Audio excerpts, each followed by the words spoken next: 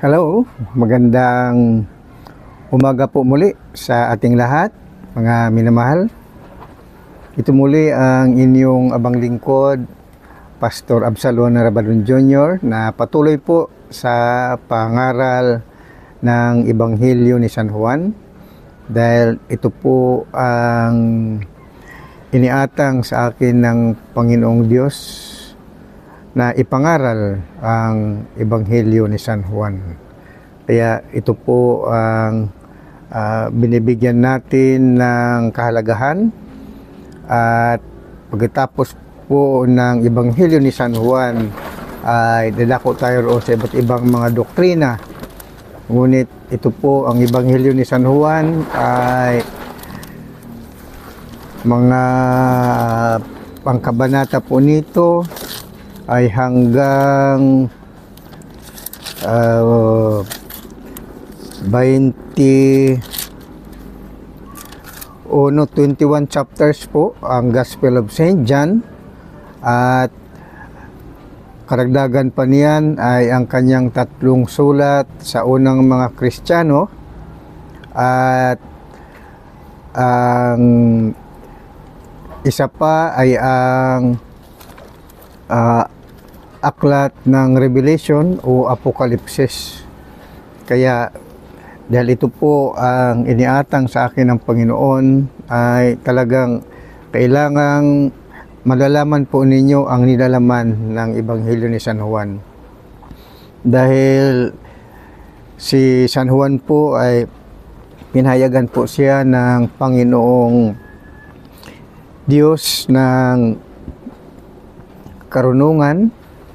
Ipinahayag sa kanya ang kaalaman tungkol sa misteryo ng Diyos. Ipangaral na ang pangalan ni Jesus ay tawaging Ama na walang hanggan at Diyos na makapangyarihan. Yan po ay sa fulfillment po yan ng prophecy, katuparan po ng hula ni Propeta Isaias, Kapitulo 1, versikulo 9 hanggang 6. Kung muli ating babasahin, mga minamahal, kasi kailangang nakatatak ito palagi sa ating isipan, kasi marami pong hindi nakakilala tungkol po sa pangalan ni Jesus. Ito po ang sinasabi, sapagkat sa atin ay ipinanganak ang isang bata, sa atin ay ibinigay ang isang anak na lalaki, at ang pamamahala ay maatang sa kanyang balikat, at ang kanyang pangalan ay tatawaging Kamangha-mangha, Tagapayo, Makapangyarihang Diyos, Walang hanggang Ama, Pangulo ng Kapayapaan. So dito ipinapaliwanag po rito sa kabanata 9:6 ng Isaias na may distinction po itong misteryo. May bata na ipanganak, at ang pangalan ng bata ay tatawaging Diyos na makapangyarihan. Ang pangalan ng bata ay tatawaging Ama na walang hanggan. Ibig mong sabihin, ang bata hindi Diyos. Tawag po sa bata, anak ng Diyos.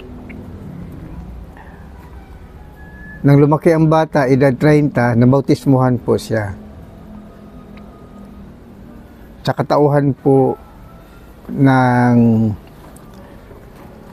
anak ni Mariang Birhen, ng pangalan ay Jesus. So ang pangalang Jesus, yan po ay ibinigay sa anak ni Mariang Birhen upang ang katawan ng tao na anak ni Maria ay magiging templo ng Diyos sa lupa. Gayon din sa langit, mga minamahal. Yan po ay isang misteryo. Kaya ang katawang tao na si Jesus, hindi po siya Diyos. Maliwanag po rito sa Isaiah 9:6 eh. Ang kanyang pangalan ang tawagin na Ama at ang kanyang pangalan ay tawagin na Diyos. Ibig sabihin si Jesus ang tawaging Ama, si Jesus ang tawaging Diyos. Hindi po ang bata. So ang bata hindi Ama. Anak po yun. Anak ng Diyos. Hindi po siya Diyos anak. Yan po ang kababalaghan dyan. At ang suporta po riyan sa propesya, yung Isaiah 7:14. Doon na naman, sa pangalan na naman ng bata, Isaiah 7:14, kaya't ang Panginoon nga ay magbibigay sa inyo ng tanda. Narito, isang dalaga ay maglilihi at manganganak ng isang lalaki. At tatawagin ang kanyang pangalan na Emmanuel. Ang hula na ito, natupad ito sa Ebanghelyo ni San Mateo, Kapitulo 1. Babasahin ko muli. Kaya't ang Panginoon nga ay magbibigay sa inyo ng tanda. Narito, isang dalaga ay maglilihi at manganganak ng isang lalaki at tatawagin ang kanyang pangalan na Emmanuel. Ibig sabihin ng Emmanuel, God with us. So, ang pangalan ng bata, tatawagin God with us, Emmanuel. Ibig sabihin, God with us. Ang pangalan ng bata na ipanganak ng isang birhen na si Maria, Jesus. Kaya ang pangalan ni Jesus, ang tawaging God with us, hindi po ang bata. Kasi ang bata, hindi God, hindi Diyos, tao yun eh. So, ang Isaiah 9:6 at Isaiah 7:14, ang katuparan po ng hula niyan ay Mateo Kapitulo 1, sa hula ng Isaiah 7:14, at ang katuparan naman ng hula ng Isaiah 9:6 ay ang Ebanghelyo ni San Juan. So, iyan po mga minamahal, ang ating pambungad para dito sa ating ipangaral sa araw na ito, ang Juan Kapitulo 3, versikulo 22 hanggang 36. Pinapauna ko lang po sa inyo ang ganong klaseng impormasyon para po matanim po sa inyong isipan ang kahalagahan ng propesya at ang katuparan nito. Dahil kung hindi po mapahayagan ang binigyan ng misyon na katulad ko, sa kapanahonan tinawag ako ng Panginoong Diyos at talagang binigyan ako ng matawag natin na kapahayagan. Kasi naintindihan ko po ang banal na kasulatan eh. Hindi po sa pagmamayabang. Ang unawa na yan galing po sa Panginoong Diyos eh. Kasi Katoliko po ako eh, mga minamahal. 1993 tinawag po ako. Dito na po ako niyan sa Maynila. Retirado na po ako niyan sa gobyerno. Tinawag ako, retired na ako sa gobyerno. Ang early retirement po ako, ang edad ko po ay, pag retiro ko, edad ko ay 38 eh.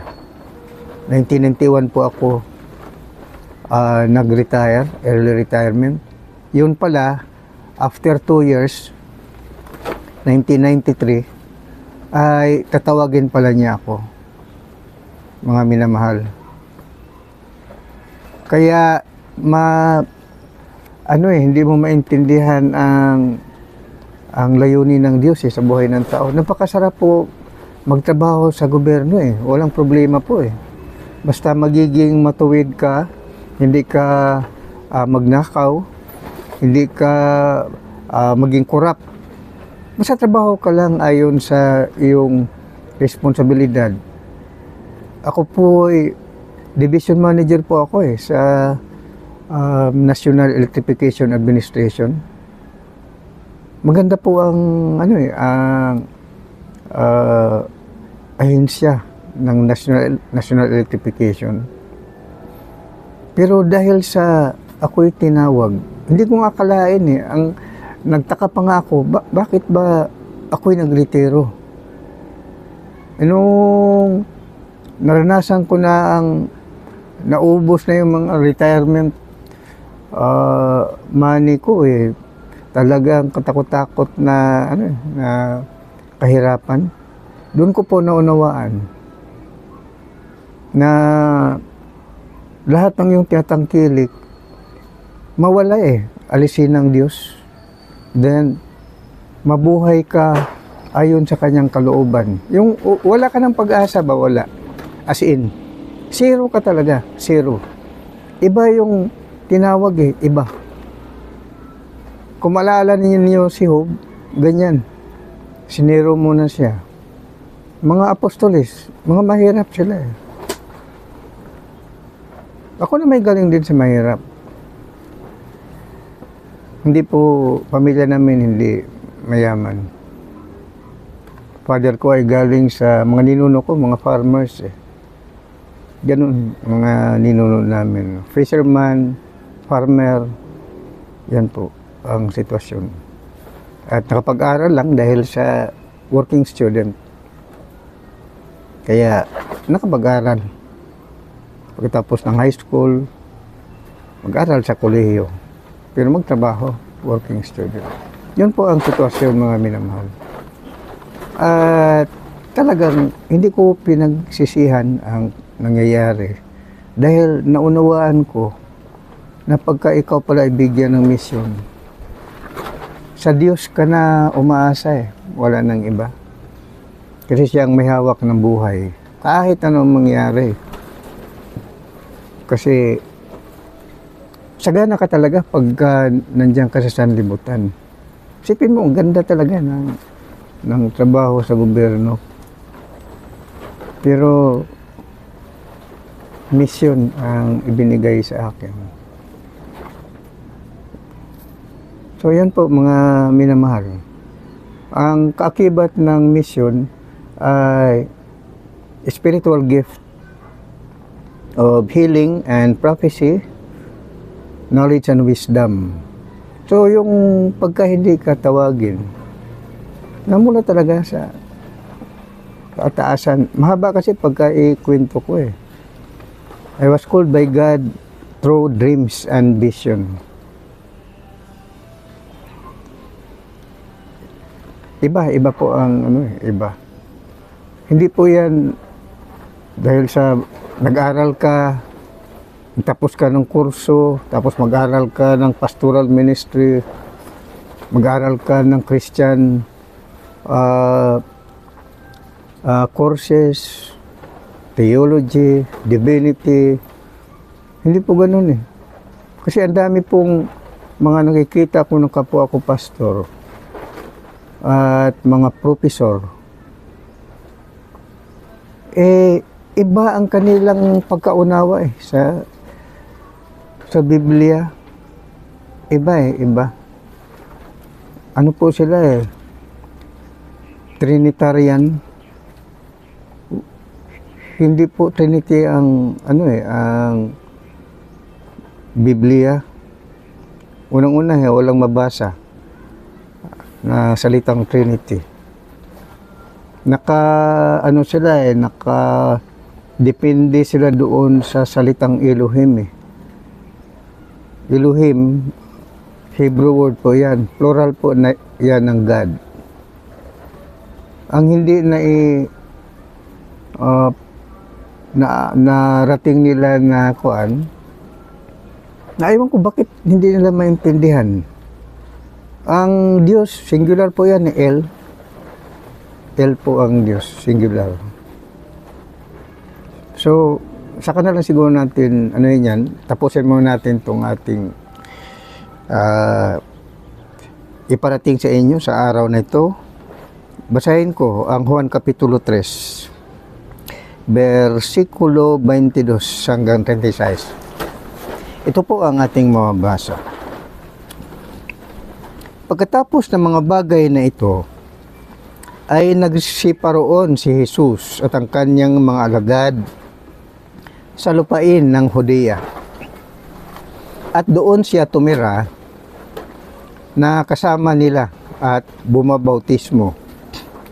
At bumabautismo rin naman si Juan sa Enon na malapit sa Salim, sapagkat dooy maraming tubig at sila'y nagsiparoon at nangagbautismuhan, sapagkat hindi pa ipinapasok sa bilangguan si Juan.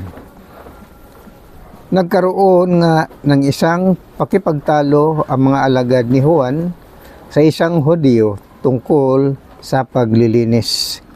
At sila'y nagparoon kay Juan at sa kanya'y sinabi, "Rabi, yaong kasama mo sa dako paroon ng Jordan na binigyan mong patotoo, narito, siya'y bumabautismo at ang lahat ng mga tao'y nagsisiparoon sa kanya."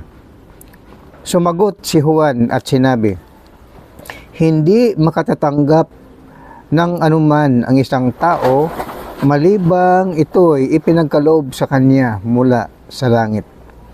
Kayo man ay magsisisaksi sa akin na aking sinabi, hindi ako ang Kristo, kundi na ako'y sinugo sa unahan niya. Ang nagtatangkilik sa kasintahang babae ay ang kasintahang lalaki.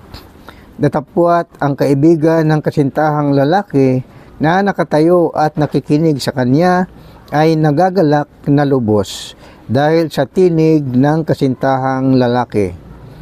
Ito ngang aking kaligayahan ay naganap. Siya'y kinakailangang dumakila, ngunit ako'y kinakailangang bumaba. Ang nanggagaling sa itaas ay sumasa ibabaw ng lahat. Ang galing sa lupa ay tagalupa nga, at ang ukol sa lupa ang sinasalita niya. Ang nanggagaling sa langit ay suma sa ibabaw ng lahat. At kanyang nakita at narinig ay siyang pinatutuhanan niya, at walang taong tumatanggap ng kanyang patutuo. Ang tumanggap ng kanyang patutuo ay naglagay dito ng kanyang tatak na ang Diyos ay totoo. Sapagkat ang sinugo ng Diyos ay nagsasalita ng mga salita ng Diyos, sapagkat hindi niya ibinibigay ang Espiritu sa pamamagitan ng sukat. Sinisinta ng Ama ang anak at inilagay sa kanyang kamay ang lahat ng mga bagay. Ang sumasampalataya sa anak ay may buhay na walang hanggan. Ngunit ang hindi tumatalima sa anak ay hindi makakakita ng buhay, kundi ang puot ng Diyos ay suma sa kanya. So mga minamahal, ito ngayon ang ating pag-uusapan upang ating maunawaan ang Ebanghelyo ni San Juan.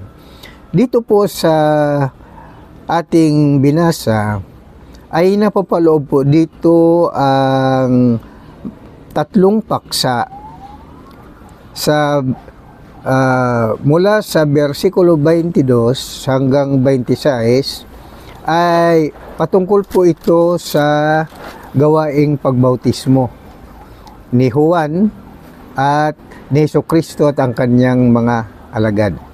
Si Juan Bautista at ang Panginoong Hesus kasama ang kanyang mga alagad.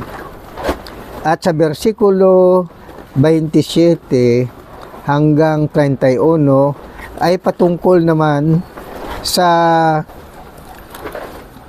kahalagahan ng anak ng Diyos na si Jesucristo, na ang kanyang pangaral ng Ebanghelyo at ang kanyang pangalan ay dapat ipakilala sa buong sanlibutan.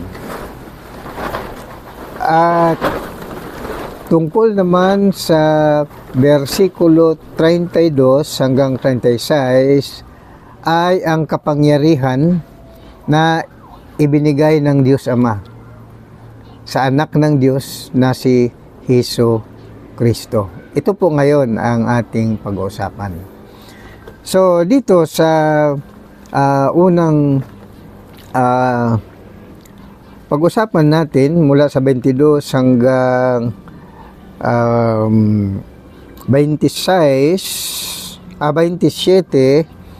ay si San Juan Bautista, hindi pa ho siya napabilanggo ni Haring Herodes. So, kaya patuloy si Juan Bautista ng pagbautismo sa tungkol sa pagsisisi ng bayan ng Israel. Baptism by water immersion. So, magsisi ang babautismuhan sa kanyang kasalanan at patawarin siya sa kanyang mga kasalanan. Yun po ang water baptism by immersion. Yun po ang ginagawa ni Juan Bautista. Kasama ng kanyang pagbautismo ay ipinapakilala rin niya ang bautismo ng Panginoong Jesucristo. Ang bautismo ni Panginoong Jesucristo ay bautismo sa Espiritu Santo. So magkaiba po yun. Magkaiba po siya.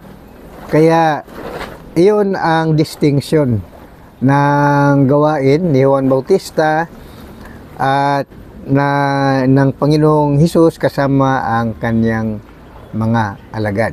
Kaya mas mataas ang antas ng bautismo na ginagawa ng Panginoong Hesus dahil baptism with the Holy Spirit. Kasi ang Espiritu Santo na siyang Diyos Ama ay kapiling kasi ng Panginoong Hesus. Kaya nga nanahan sa kanyang katawan, kaya nga God with us Dahil ang Panginoong Diyos na siyang Diyos Ama, na siya rin ng Espiritu Santo, tumahan sa loob ng katawan ni Jesucristo. Kaya habang nagbabautismo si Lord Jesus ay kasama niya ang Diyos. So, baptism with the Holy Spirit. Samantalang si San Juan Bautista, ang kanyang binabautismuhan ay ang sambahayan ni Israel para sa pagsisisi ng kanilang mga kasalanan upang sila'y makaharap muli at maipanumbalik sa Diyos. Kasi nga tumalikod ang buong bansang Israel sa kanilang panampalataya at hindi pagsunod sa kautusan. They are the covenant people of God. Tumalikod sila. So, upang maibalik sila sa Panginoong Diyos ay nagkaroon ng tinatawag na baptism of repentance. Yun ang ginampanan ni Juan Bautista. At the same time, kanya ring ipakilala ang Mesiyas na si Jesucristo. Para pagkatapos ng bautismo ng water baptism, baptism of repentance, ay tutungo naman sila sa Panginoong Hesus at makinig ng Ebanghelyo at tatanggap sila ng baptism with the Holy Spirit. So ito pong pinag-usapan, versikulo 22 hanggang 27. Babasahin ko po. Pagkatapos mga bagay na ito ay nagsiparoon si Jesus at ang kanyang mga alagad sa lupain ng Hudiya, at doon siya tumira, nakasama nila at bumabautismo. Ayan, si Jesus at ang kanyang mga alagad. Sa 23 naman, at bumabautismo rin naman si Juan sa Inon na malapit sa Salim, sapagkat dooy maraming tubig at sila nagsiparoon at nangagbautismuhan. 24, sapagkat hindi pa pinapasok sa bilangguan si Juan. Nagkaroon nga ng isang pakipagtalo ang mga alagad ni Juan sa isang Hudiyo tungkol sa paglilinis, at sila'y nagparoon kay Juan at sa kanya'y sinabi, Rabbi, yung kasama mo sa dako paroon ng Jordan na binigyan mong patutuo, narito, siya'y bumabautismo at ang lahat ng mga tao ay nagsiparoon sa kanya. At sumagot si Juan at sinabi, hindi makakatanggap ng anuman ang isang tao malibang ito ipinagkaloob sa kanya mula sa langit. So, ang misyon na ibinigay kay Juan ay magbautismo sa pamagitan ng tubig. Ang tinatawag ay baptism of repentance. Yan ang isinugo sa kanya. Kaya hanggang dyan lang ang kanyang role, ang kanyang gampanin. At pagkatapos niyan ay ipinapakilala niya si Hesus Kristo. Mabasa natin ito sa Juan Kapitulo 1, versikulo 29. Juan 1:29 hanggang 34. Babasahin ko po. Nang kinabukasan ay nakita ni Juan si Jesus na lumalapit sa kanya at sinabi, "Narito ang kordero ng Diyos." Yan, pinapakilala niya na si Jesus ay kordero ng Diyos na nag-aalis ng kasalanan ng sanlibutan. Ito yung aking sinasabi, sa hulihan ko'y dumarating ang isang lalaki na magiging una sa akin sapagkat siya ay una sa akin. At siya hindi ko nakilala, datapwat upang siya ay mahayag sa Israel, dahil dito ay naparito ako na bumabautismo sa tubig. At nagpatotoo si Juan na nagsasabi, nakita ko ang Espiritu na bumababang tulad ng isang kalapati na buhat sa langit. At dumapo sa kanya, at siya hindi ko nakilala, datapwat ang nagsugo sa akin upang bumautismo sa tubig ay siyang nagsabi sa akin, ang makita mong babaan ng Espiritu at manahan sa kanya ay siya nga ang bumabautismo sa Espiritu Santo. At aking nakita at pinatutuhanan kong ito ang anak ng Diyos. Yan po ang patotoo ni San Juan Bautista. Kaya in-explain ni San Juan Bautista na isinugo siya ng Diyos upang magbautismo sa tungkol sa pagsisisi, baptism of repentance, sa magitan ng tubig. Ngunit si Jesus na nakilala lamang ni San Juan Bautista nung nakita niya ang Espiritu Santo sa anyong kalapati. Ang Espiritu Santo, siya ang Diyos Ama. At nagsasalita, ito ang sinisinta kong anak na lubos kong kinalugdan. Ipinakilala ng Ama na siyang Espiritu Santo, si Hesus Kristo, sa panahon ng bautismo. Kaya nakilala ni Juan Bautista na siya ang anak ng Diyos. Mabasa po natin yan sa Juan, sa Lucas Kapitulo 4,